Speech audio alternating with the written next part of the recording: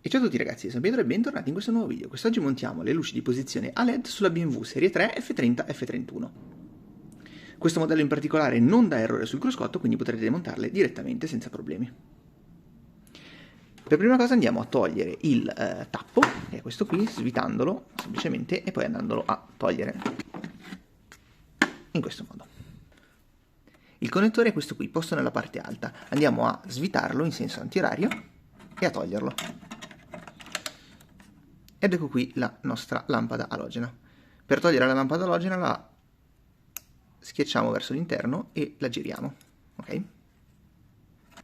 Prendiamo quindi la nostra lampadina LED, la andiamo a rinfilare, premiamola e giriamo in senso orario.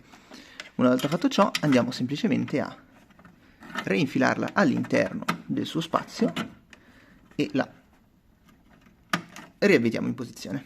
Adesso andiamo a vedere rapidamente un prima e un dopo con la luce alogena e la luce a LED. Ecco qui la luce a LED, che è quella posta qui, in particolare quella che si accende all'accensione della macchina ed è quella che si accende durante la marcia con anabbaglianti accesi. Questa invece è la luce alogena. La potenza, l'intensità della luminosità è più o meno la stessa, ma ovviamente abbiamo una luce bianca, bianco LED, al posto che una luce alogena.